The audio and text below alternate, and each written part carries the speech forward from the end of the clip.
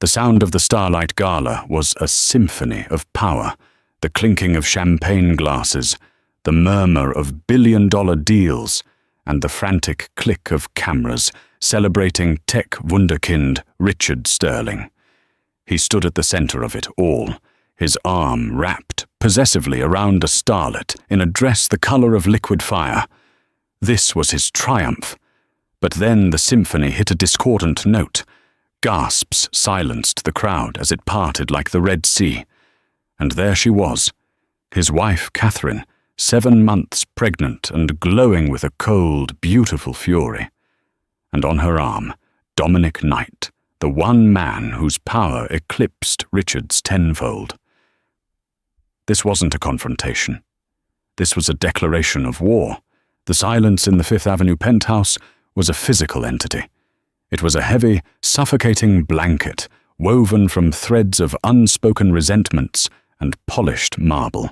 Catherine Sterling moved through the cavernous rooms, her hand resting protectively on the gentle curve of her stomach, where their son, their first child, was growing.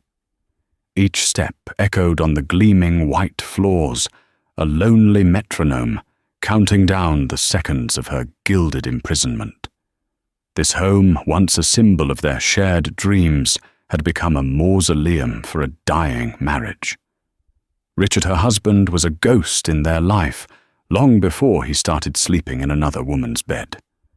He was a creature of ambition, fueled by caffeine accolades and the relentless pursuit of more. Sterling Innovations, his tech empire built on a foundation of Catherine's own early career coding and market analysis, was his true spouse. Catherine and their unborn child were merely decorative accessories, proof of a life well lived for the covers of Forbes and Fortune.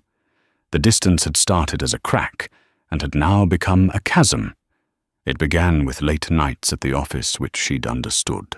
Then came the business trips, over weekends, the scent of a strange, cloyingly sweet perfume on his suits, and the chilling way he'd started looking through her, his eyes as vacant and reflective as the black screen of his phone. Tonight was the pinnacle of his career, the annual Starlight Gala, a charity event that was in reality a coronation. It was a celebration of Sterling Innovations' latest triumph, a revolutionary AI integration that promised to double the company's valuation. It was supposed to be their night. He had approached her that morning, not with the warmth of a husband, but with the cool, detached air of a public relations manager handling a delicate problem. He stood by the floor-to-ceiling windows, a silhouette against the New York skyline, all sharp angles and expensive tailoring. Catherine. He began, the name sounding foreign on his tongue. About the gala tonight. She turned from the small, half-finished nursery, a tiny pair of knitted booties in her hand. Yes, I was just deciding between the Navy Galliano or the Silver Valentino. The silver has a bit more room. She offered a small, hopeful smile. Richard didn't return it. He adjusted his platinum cufflinks, a nervous tic he'd developed. I don't think you should come. The booties felt heavy in her hand. What, Richard? It's the Starlight Gala. We've been planning this for months. It's our celebration. It's my celebration. He corrected the words, sharp and precise. And you? You're not looking your best. It's a long night. All the standing the cameras. It wouldn't be good for you. Or the baby. He'd weaponized her pregnancy, using the very thing that should have bound them closer as a tool of exclusion. I feel perfectly fine, she said, her voice trembling slightly. My doctor says I'm in excellent health. I want to be there to support you. Your support is noted, he said dismissively. But my decision is final. The press will be like sharks. I need to be focused on my game. I can't be worried about you fainting or needing to sit down every 5 minutes. It will look weak. It will look weak. The word struck her with the force of a physical blow. He wasn't concerned for her health. He was concerned about his image. A heavily pregnant wife was not the sleek, dynamic accessory he wanted on his arm tonight. She was an inconvenience, a liability. "So you'll go alone?" she asked, her voice barely a whisper. "I won't be alone. My team will be there. The board will be there," he said, walking towards the door, already mentally checked out of the conversation. "Just rest. Order in whatever you like. We'll celebrate properly when I get home." It was a lie, and they both knew it. He wouldn't be coming home not until the early hours of the morning, smelling of champagne and that same sickly sweet perfume. The door clicked shut behind him, and the silence rushed back in, louder and more profound than before. Catherine stood frozen in the nursery for a long time, the skyline blurring through the tears that finally fell. She looked around at the world she had helped build. The initial seed money for Sterling Innovations had come from her inheritance. The foundational algorithms had been based on her postgraduate thesis. She had been his partner, in every sense of the word, his confidant, his strategist, his cheerleader. And now, at the peak of their shared success, she had been discarded, demoted from partner to problem. She walked back into their master bedroom, a space of cold, minimalist design that Richard had commissioned. It felt like a luxury hotel suite, impersonal and transient. On his valet stand, next to his diamond-encrusted watch, sat a small velvet box from Cartier. It wasn't for her. Her birthday had passed 2 months ago, unceremoniously marked by a floral delivery and a text message.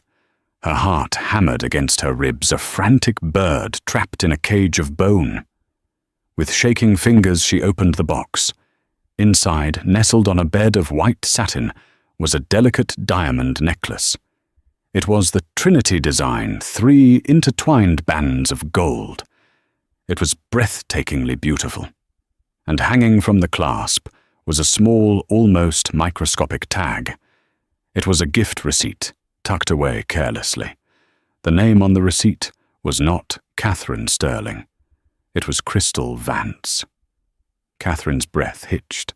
Crystal Vance, the 24-year-old model-turned-influencer, whose face was plastered on every bus and billboard in the city, the current it girl, known for her scandalous social media presence and a string of high-profile, short-lived affairs with wealthy men. The scent on Richard's suits suddenly had a name. The late nights had a face. The cruelty had a reason. A wave of nausea, entirely unrelated to her pregnancy, washed over her. She stumbled back, sinking onto the edge of their perfectly made bed. The betrayal was so blatant, so utterly disrespectful, it was almost absurd. He wasn't just cheating on her. He was preparing to flaunt his infidelity on the biggest night of his career, while his pregnant wife was locked away in their penthouse like a mad woman in the attic. He thought she was weak, a fragile, hormonal creature to be managed and hidden away. He thought she would sit here, cry into a pint of ice cream, and wait for him to return with his flimsy excuses.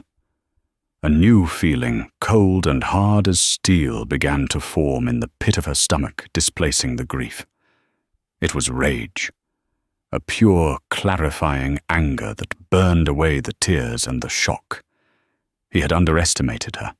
He had forgotten who she was before she became Mrs. Sterling. He had forgotten the Davenport blood that ran through her veins, a lineage of quiet, determined strategists who never ever backed down from a fight. She would not be hidden. She would not be dismissed. She would not be a footnote in her own husband's success story. He wanted a night free of the inconvenience of his pregnant wife. He wanted to shine in the spotlight with his new polished accessory. Catherine stood up, her movements now steady and purposeful. She walked to her dressing room, the Cartier box clutched in her hand. A plan began to crystallize in her mind, audacious and terrifying, but utterly necessary. Richard wanted a show. She would give him one. She would give them all a show they would never forget. She pulled out her phone, her thumb hovering over a name in her contacts she hadn't dialed in over 3 years. A name that represented a different life, a different path she could have taken. A name that commanded more respect, more power, and more fear in their world than Richard Sterling could ever hope to achieve. She pressed the call button. "Dominic," she said, her voice clear and strong, devoid of any trace of tears. "It's Catherine Sterling. I need your help, and I believe I have a proposition that will be of great interest to you." The proof had been accumulating for months, a slow poison seeping into the foundations of their marriage. It started with the small, almost negligible signs that a trusting heart might dismiss. The second phone, the one he called his international line that he guarded with the ferocity of a dragon protecting its hoard. The hushed conversations that would abruptly end the moment she entered a room. The way he began to critique her, chipping away at her confidence with casual cruelty. Her taste in art was provincial. Her choice of friends, unambitious. Her pregnancy body, matronly. Each comment was a tiny paper cut, insignificant on its own, but collectively they had left her bleeding. The discovery of the Cartier box was merely the final damning confirmation. Holding the receipt with Crystal Vance's name printed in neat corporate script was like holding a death certificate for her marriage. All the abstract fears and whispered anxieties had coalesced into this one tangible, soul-crushing piece of evidence. After her call to Dominic Knight, Catherine moved with a chilling, newfound clarity. The grief was still there, a cold, heavy stone in her chest, but it was now encased in a shell of pure, unadulterated resolve. She laid the Cartier box on her dressing table, a shrine to her husband's treachery. For the next hour she became a detective in the ruins of her own life. She had always respected Richard's privacy, a courtesy he had clearly not extended to her. That boundary was now obliterated. She went to his home office, a sleek chamber of glass and chrome overlooking Central Park. His personal laptop was open on the desk. In the past, she would never have dreamed of touching it. Now she sat down without hesitation. It was password protected, of course. She tried their anniversary. Access denied. She tried his mother's birthday. Access denied. Then a bitter smile touched her lips. She typed in the launch date of the AI project that was being celebrated tonight. Welcome, Richard Sterling. It was sickeningly easy. His digital life was a roadmap of his deceit. There was a dedicated email folder cleverly labeled Project Starburst, a name so generic she'd never thought to question it. Inside were not project timelines or corporate memos, but a torrent of messages between him and Crystal. Can't wait to have you on my arm tonight. The whole world will see you, he had written just this morning. They'll all be so jealous, Crystal had replied, her message punctuated with a string of champagne bottle emojis. Especially the frumpy wife you keep hidden away. Is she still locked in the tower? Catherine felt the bile rise in her throat. Frumpy. Hidden away. They were mocking her, laughing at her from their digital playground. She scrolled further, her eyes scanning flight confirmations to St. Bart's receipts from Michelin-starred restaurants she had begged to go to, and most damningly, a series of emails with a high-end jeweler. They were discussing designs for an engagement ring. He was planning to leave her. After the baby was born, after the media buzz from his latest launch died down, he was going to discard her and their newborn child to start a new, shinier life with his model. The plan wasn't just to cheat. It was to replace. She dug deeper, her mind, once celebrated, for its ability to find patterns in complex data sets, now sifting through the wreckage of her personal life. She found financial statements. A new folder on a shared drive, this one password, protected with a strength Richard usually reserved for corporate secrets. But Richard was arrogant, and his arrogance made him predictable. The password was Crystal is Queen 2025. Inside was the final betrayal. He had been siphoning funds from a joint account, the one funded by her inheritance, into a new private trust. The beneficiary, Crystal Vance. He was using Catherine's family money to build a future for her replacement. He was not just breaking her heart. He was robbing her blind. The sheer audacity of it all was breathtaking. He had woven a web of lies, so thick and so comprehensive that he believed himself untouchable. He believed she was too preoccupied with her pregnancy, too emotionally fragile, too stupid to ever uncover the truth. She methodically downloaded everything. The emails, the financial records, the travel itineraries. She saved them to a small encrypted flash drive that she kept on her keychain, a relic from her old life in cybersecurity. Knowledge was power, and she was now armed with an arsenal. This evidence changed everything. Her initial plan to simply show up at the gala and embarrass him now seemed naive, insufficient. This wasn't just a marital squabble. It was a calculated campaign of emotional and financial warfare. He had declared war on her, and she would respond in kind. This was why her call to Dominic Knight was so crucial. Dominic wasn't just a powerful man. He was Richard's primary business rival.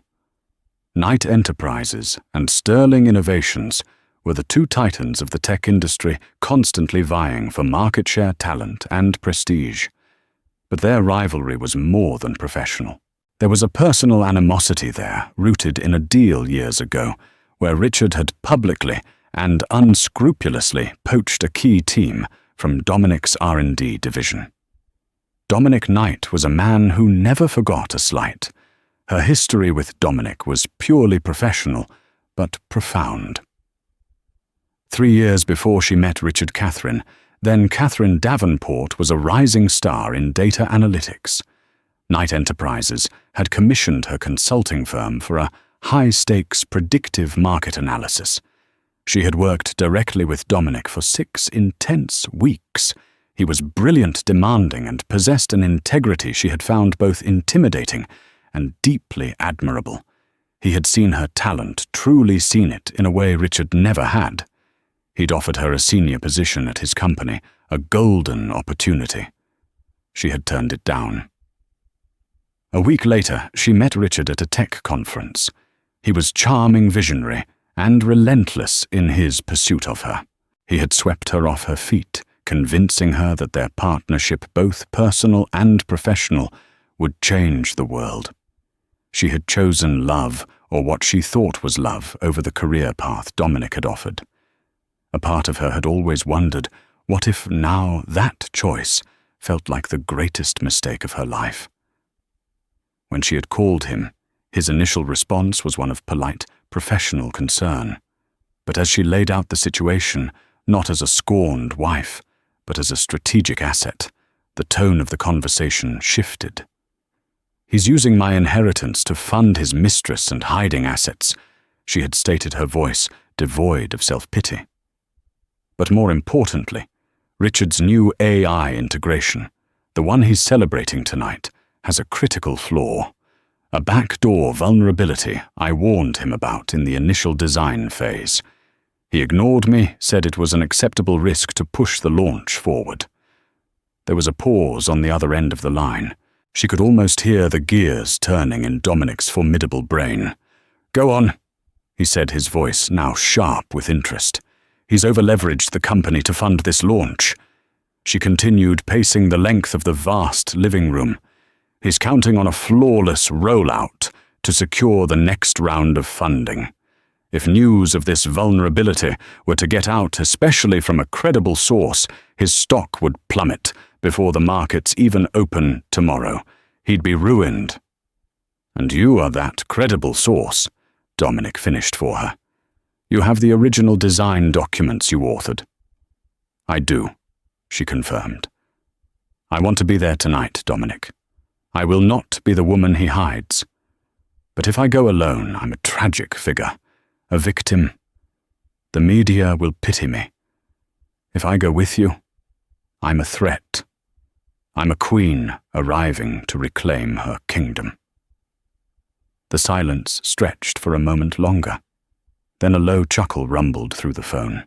It was a sound of pure predatory appreciation. "He called your pregnancy a liability that would make him look weak," Dominic mused, recalling what she had told him. "I think, Catherine, you are about to become his single greatest liability. My car will be there for you at 8 o'clock sharp. Wear something magnificent." The call ended. Catherine slipped the encrypted drive into her purse. The unveiling of the betrayal was complete. Now came the reckoning. The black Bentley, sleek and silent as a panther, pulled up to the curb precisely at 8 Morse p.m. It was an emissary from a world of real power, a stark contrast to Richard's flashy, custom-painted Lamborghini, a vehicle designed to scream for attention. Dominic Knight's car whispered it. Catherine had spent the preceding hours in a whirlwind of focused activity. The tears were done. The shock had hardened into a diamond-sharp resolve. She had called her personal lawyer a shrewd older woman named Ms.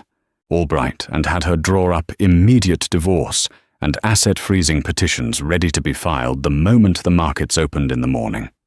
Every document she had downloaded from Richard's computer was now securely in her lawyer's possession. Then she had turned her attention to her own transformation. She had dismissed the stylist Richard employed, a woman who always dressed her in soft, muted pastels clothes that made her fade into the background. Instead, she went to the back of her cavernous closet, to a section that had been untouched for years. There she found what she was looking for, a gown she had bought for a gala she was supposed to attend with Dominic Knight 3 years ago, before she'd cancelled to go on her first date with Richard. It was a creation of deep, emerald green silk, a colour that symbolized rebirth and wealth. It was daring with a slash of a neckline that was elegant yet unapologetic, and it was masterfully tailored to drape over her 7-month baby bump, not hiding it, but celebrating it, framing it as a source of power and life. It was the dress of a queen, not a victim. She paired it with the Davenport emeralds, a family heirloom that her mother had given her jewelry that held more history and quiet dignity than anything Richard had ever purchased. When she descended in the private elevator to the building's lobby, the driver, a stoic man in a perfectly tailored suit, opened the door for her without a word, his expression unreadable but respectful. The interior of the Bentley was a cocoon of soft leather and polished burr walnut. The drive to the Metropolitan Museum of Art, where the gala was being held, was short. Dominic was waiting for her not inside the car, but on the sidewalk, standing just outside the cordon of press and onlookers. The sight of him caused a stir. Dominic Knight rarely attended these events. His presence alone was a news story. He was exactly as she remembered, tall and impeccably dressed in a classic black tuxedo that made him look less like a businessman and more like a statesman. His dark hair was threaded with distinguished silver at the temples, and his eyes, a piercing shade of grey, missed nothing. They held a glint of wry intelligence, and something else, a quiet, unwavering intensity. He turned as she stepped out of the car, and his eyes swept over her. There was no pity in his gaze, only a deep, profound respect that she realized she had been starving for. "Catherine," he said, his voice a low baritone that cut through the city noise. "You look magnificent. The colour of money, I thought." She replied, a small, wry smile touching her lips for the first time that day. He offered her his arm. "And revenge." His own smile was thin, but genuine. As she took his arm, she felt a current of solid, unshakable strength.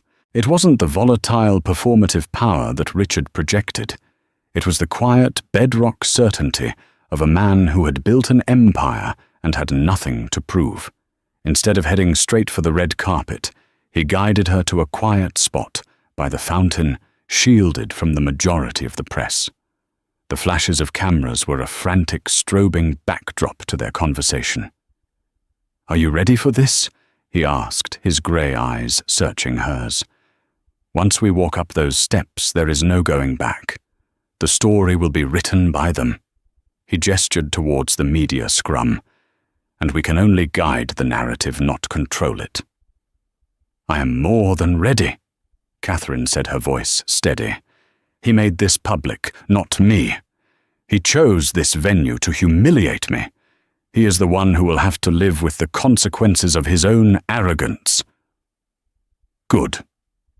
Dominic nodded, a flicker of approval in his eyes. "My team is in place. I have 2 of the most influential business columnists from the Wall Street Journal and the Financial Times at my table. When you give the signal, I'll make sure they are listening." "The signal?" she asked. "Yes. Richard will undoubtedly cause a scene. He is a narcissist, and narcissists cannot stand to have their spotlight stolen. He will approach you. When he does, I want you to say one thing. Ask him, is Project Starburst secure? That's all. I will handle the rest." Project Starburst, the name of the email folder where he kept his love letters to his mistress. It was a perfect coded strike. To any outsider it would sound like a concerned business question. To Richard it would be a clear, unmistakable message: I know everything. "And the information about the backdoor vulnerability?" she asked. "My cybersecurity division is already running a quiet diagnostic on the public-facing code. They believe they have found the exploit you described. We won't leak it, not yet. We will let Richard sweat. Tomorrow Ms. Albright will file your petitions. At the same time, my acquisitions team will send a confidential low-ball offer to the Sterling Innovations Board to buy a controlling interest in the company, citing grave concerns about leadership stability and product integrity. We will present them with the evidence of his financial malfeasance and the security flaw. The board will be forced to choose: protect their CEO or protect their investment. I assure you they will choose their investment." Catherine's breath caught in her throat. This was more than she could have ever orchestrated on her own. He wasn't just helping her. He was mounting a full-scale corporate takeover, using her intelligence as the tip of the spear. "Why are you doing all of this, Dominic?" she asked, genuinely needing to know. "This is an enormous risk for you, too." He looked away for a moment, his gaze fixed on the magnificent floodlit facade of the museum. 3 years ago, I told you that your talent was being wasted. I offered you a chance to build something real. You chose him. I respected your choice, but I never respected the man. I despise bullies, Catherine, and I have a long-standing policy against allowing arrogant fools to control technology that has the potential to be world-changing. He is a liability to the entire industry. Removing him is not just good for you, it's good for business. He then turned back to her, his expression softening almost imperceptibly. And besides, he added, his voice quieter now, I am also a man who believes that loyalty and brilliance should be rewarded. You possess both. Consider this a long overdue job offer. When this is over, I'm creating a new R&D division focused on ethical AI, and I want you to run it. Tears pricked at the back of Catherine's eyes, but this time they were not tears of sorrow or betrayal. They were tears of overwhelming gratitude and a fierce, surging sense of hope. He wasn't saving her. He was empowering her. He was handing her the tools to save herself. She took a deep breath, straightened her shoulders, and met his gaze. The alliance was forged. It wasn't born of pity or romance, but of something far stronger, mutual respect and shared strategic interest. It was an alliance forged in the cold, hard steel of the corporate world. "I accept," she said simply. Dominic Knight smiled a true, confident smile that reached his eyes. "I thought you might." "Now," he said, tucking her arm more securely in his. "Shall we make an entrance?" Together they turned away from the fountain and began their slow, deliberate walk toward the grand staircase and the sea of flashing lights, ready to step into the heart of the storm. The grand hall of the museum had been transformed into a celestial wonderland. Thousands of tiny, twinkling lights were strung from the impossibly high ceiling, mimicking a star-filled night sky. Towering arrangements of white orchids and delphiniums stood like spectral sentinels between tables draped in silver linen. The air was thick with the scent of expensive perfume and the low, constant hum of 100 conversations, the sound of power and money schmoozing. Richard Sterling was holding court near the magnificent multi-tiered champagne fountain. He was in his element, a peacock displaying its full plumage. Dressed in a Tom Ford tuxedo with a velvet jacket, the color of midnight, he radiated an almost blinding aura of self-satisfaction. On his arm, Crystal Vance was a vision in fire engine red. The slinky, backless dress clung to her surgically perfected figure, and the Trinity necklace, Catherine's necklace, sparkled at her throat, a beacon of their shared treachery. They were the undisputed center of attention. Richard's booming laugh echoed through the hall as he accepted congratulations from fawning investors and nervous competitors. Crystal, meanwhile, played her part to perfection. She gazed up at him with doe-eyed adoration, laughed a little too loudly at his jokes, and posed for the roving photographers with a practiced predatory pout. She was not a guest. She was a statement, a living, breathing trophy that screamed of Richard's virility and success. The whispers followed them everywhere. "Is that Crystal Vance? I thought she was in Ibiza?" A woman with a severe facelift murmured to her companion behind a feathered fan. "Sterling actually did it. He brought his mistress to the gala," a portly banking executive whispered to his colleague. "His wife is due any day now, isn't she? The man has balls of solid brass." "Or a brain of solid rock," the colleague retorted, shaking his head. "This is career suicide. What is he thinking?" But Richard heard none of it, or if he did, he interpreted the shock as admiration. He was high on his own success, insulated by a fortress of ego. He believed he was rewriting the rules that his genius in the boardroom exempted him from the common decencies of life. He clinked his champagne flute against Crystal's. "To us?" he said, his voice low and intimate, loud enough only for her to hear. "The new power couple." "And to leaving the past in the past," she purred, her eyes flicking around the room, cataloguing the designer gowns and priceless jewelry, already seeing them as her own. She felt a thrill of victory. She had won. She had supplanted the quiet, intellectual wife. She was the one standing here in the spotlight beside the man of the hour. The announcement of his keynote address was imminent. The CEO of the museum's board of trustees was already walking towards the stage, preparing to introduce him. This was the crescendo of Richard's evening, the moment he would cement his legacy as a visionary, a titan, a king. And then it happened. A subtle shift in the room's energy, a change in the atmospheric pressure. It started near the grand entrance. A few heads turned, then a few more. The low hum of conversation faltered. A single audible gasp cut through the air. The whispers that had been trailing Richard and Crystal suddenly changed direction, coalescing into a tidal wave of shocked murmurs that rolled through the grand hall. The crowd began to part. Not with the grudging deference given to a celebrity, but with the stunned, almost reverent awe usually reserved for royalty. Richard felt the shift immediately. The invisible spotlight that had been warming his face was suddenly gone, drawn away by a more powerful magnetic force. He turned his brow furrowed in annoyance. Who would dare upstage him on his night? What he saw made the champagne in his stomach turn to ice. There, framed by the magnificent archway, was Catherine. She was not the woman he had left that morning, the pale, tear-streaked wife in a cashmere robe. This was a different creature entirely.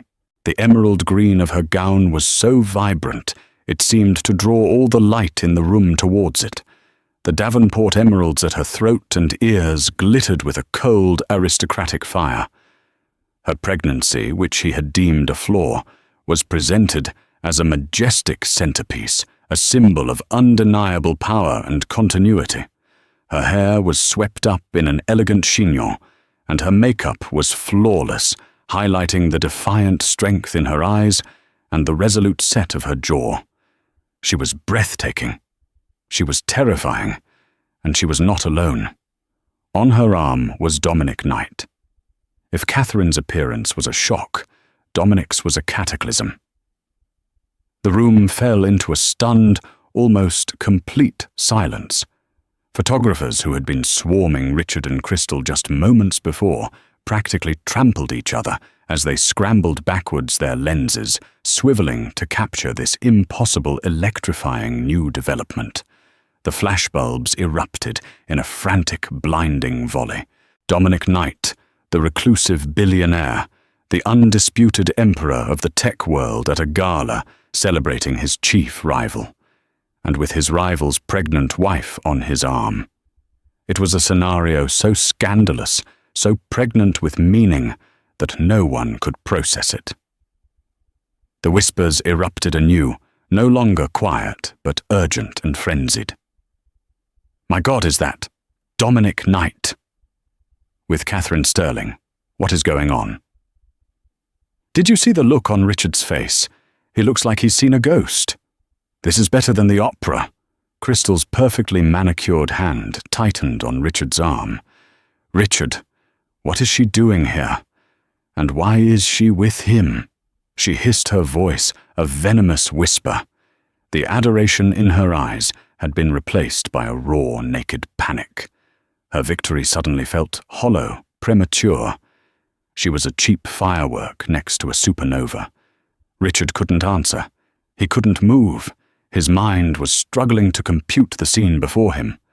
Catherine, who was supposed to be at home crying, here, looking like a warrior queen. And Dominic Knight, his nemesis, looking as smug and immovable as a mountain. It didn't make sense. The carefully constructed script for his perfect night had just been set on fire. He watched, paralyzed, as Catherine and Dominic began to move through the room. They didn't rush. They glided.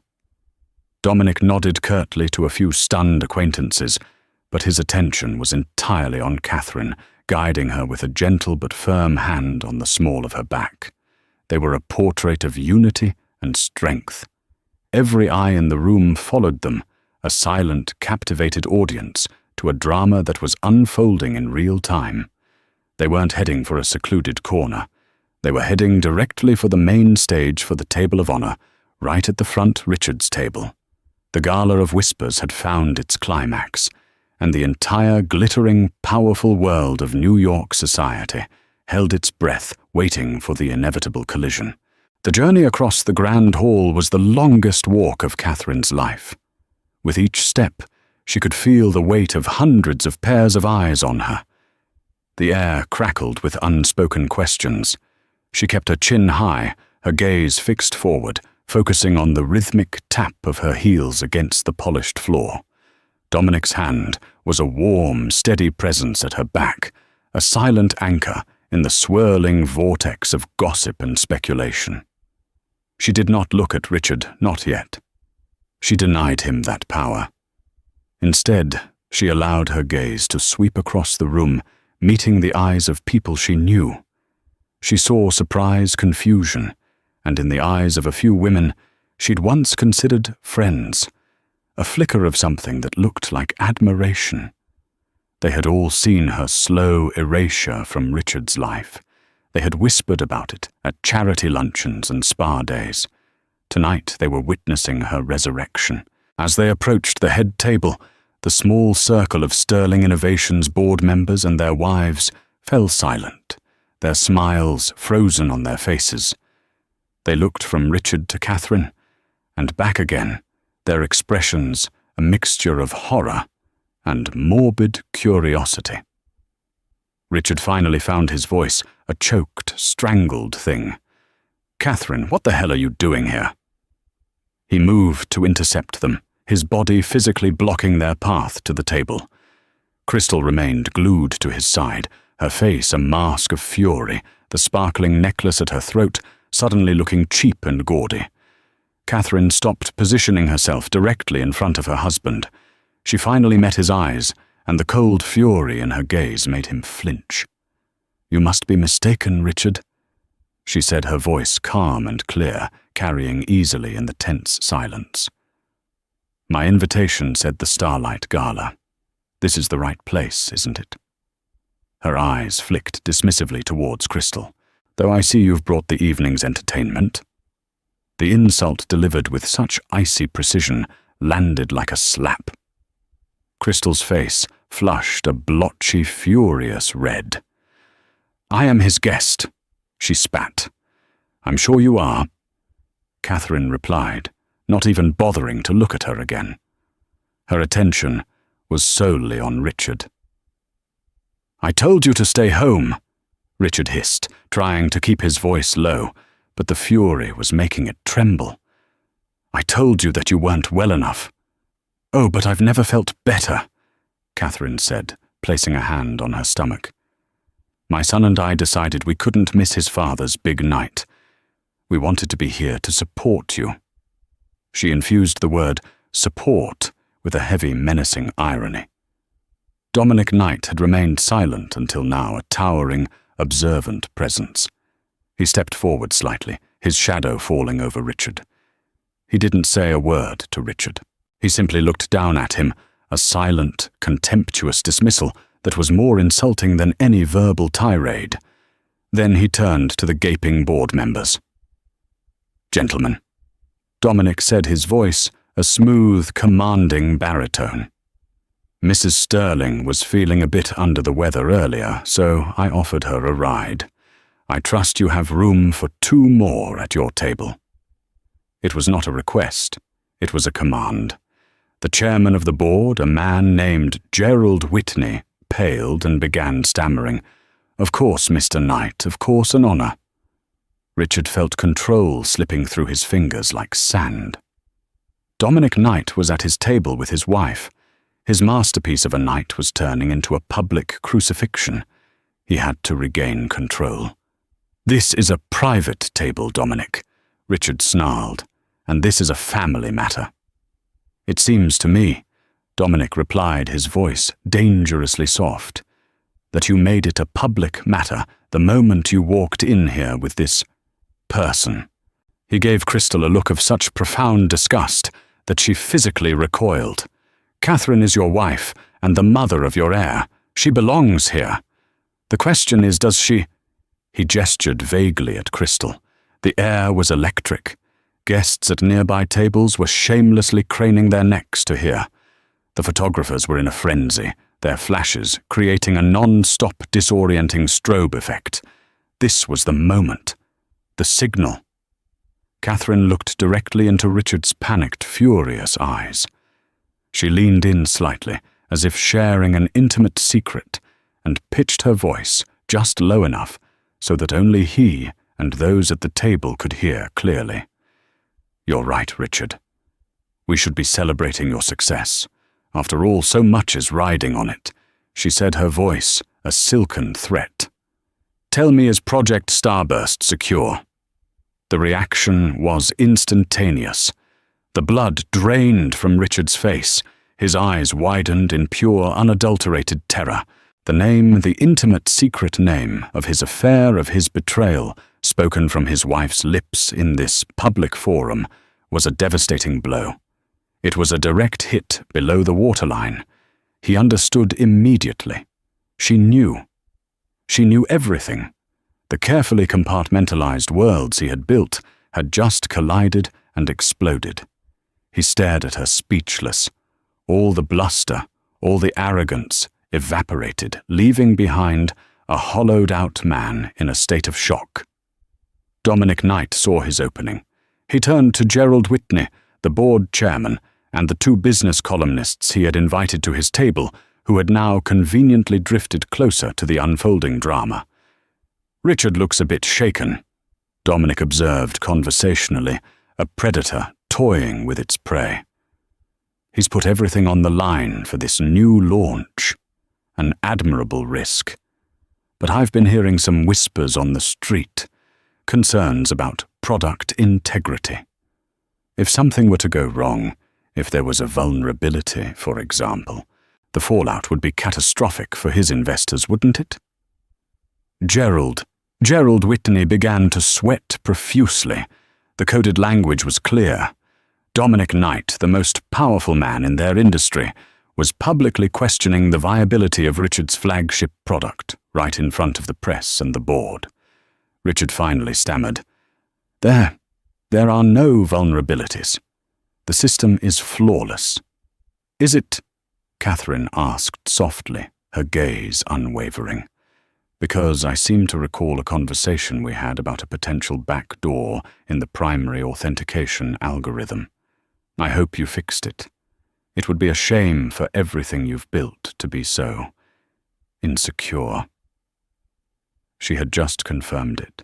The wife, the co-founder, the woman who had written the original code, was backing up Dominic's whispers. It was no longer a rumor. It was an insider threat. The grand entrance was complete. Catherine hadn't needed to scream or cause a scene. With just a few well-chosen words, she had eviscerated her husband's credibility, terrified his board, and planted a seed of doubt that would grow into a forest of financial panic. She had stolen his spotlight, not by being louder, but by being smarter. The announcer on stage, oblivious to the high-stakes drama, chose that exact moment to tap the microphone. "Ladies and gentlemen, if you could please take your seats. It is my great honor to introduce the man of the hour, the visionary CEO of Sterling Innovations, Mr. Richard Sterling."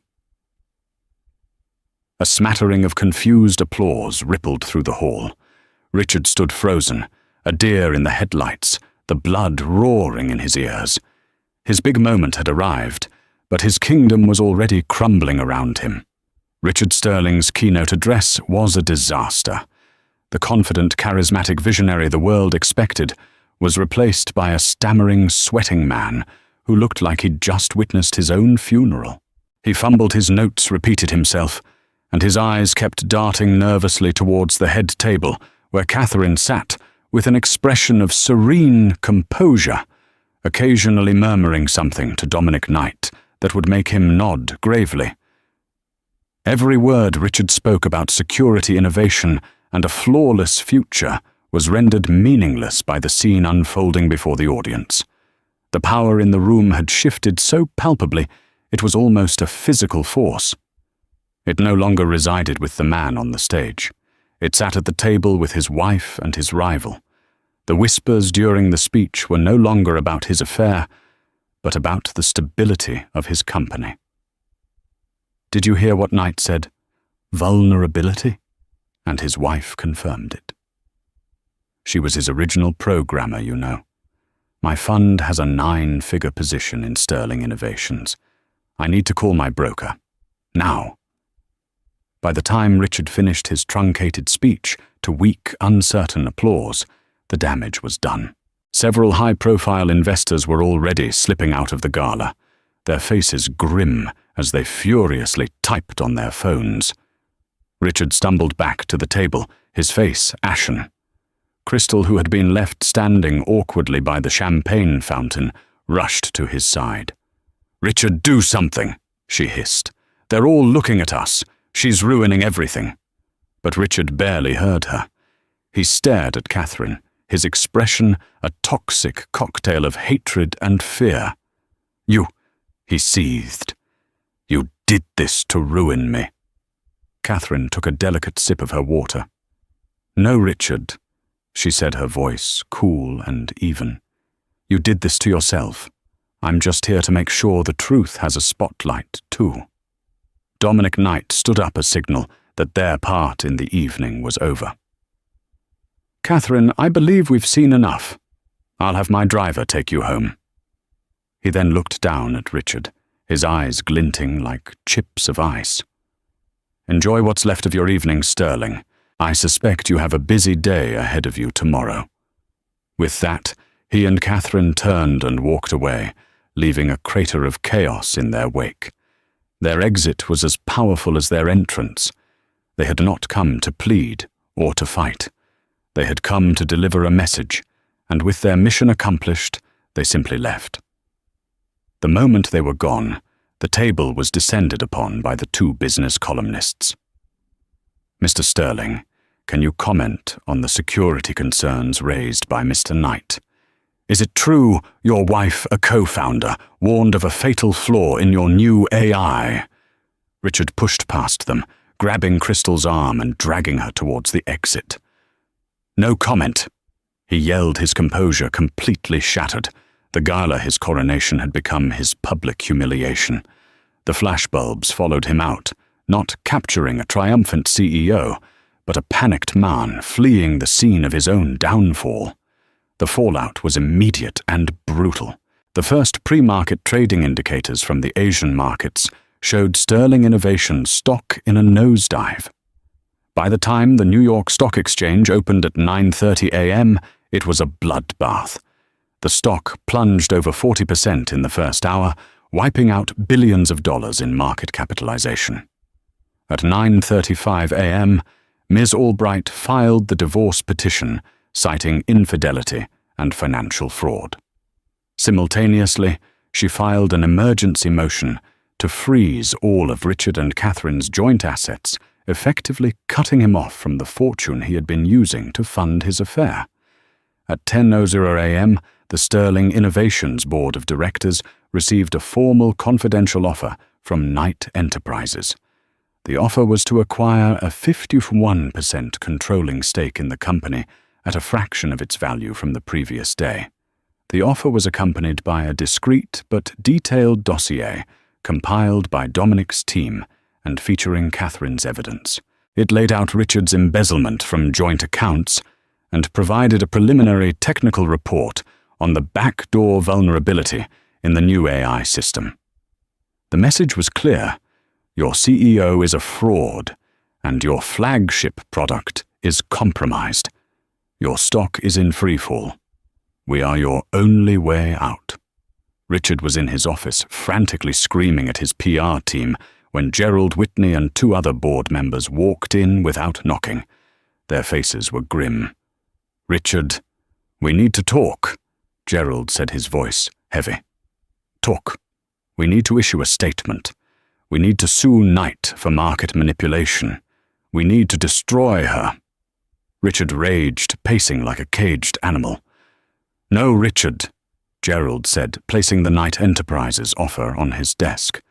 "What we need is your resignation, effective immediately." Richard stared at the document, his mouth agape. "My resignation? This is my company. You can't do this." "We can and we are," another board member said coldly. "You have exposed this company to catastrophic financial and reputational risk. You lied to us about the integrity of the AI, and you have become a public relations nightmare. The board has held an emergency vote. We are accepting Mr. Knight's offer. It's the only way to stabilize the stock and save the company from complete collapse." The power play was complete. It had been executed with the swift, ruthless precision of a military strike. Catherine's inside knowledge, combined with Dominic's corporate power, had created an unstoppable force. Richard had been so focused on the personal betrayal that he had completely failed to see the professional checkmate until it was too late. He had been outmaneuvered at every turn. Later that day, a broken and defeated Richard returned to the Fifth Avenue penthouse to find the locks changed. A stoic security guard handed him a box containing a few personal effects and a legal notice informing him that he was barred from the premises pending the divorce settlement. He tried to call Crystal. Her phone went straight to voicemail. He checked her social media. Her feed, once filled with fawning pictures of him and his gifts, had been scrubbed clean. There was a new post, a picture of her at the airport captioned, "Off to new adventures, so important to cut toxic people out of your life. Self-care new beginnings."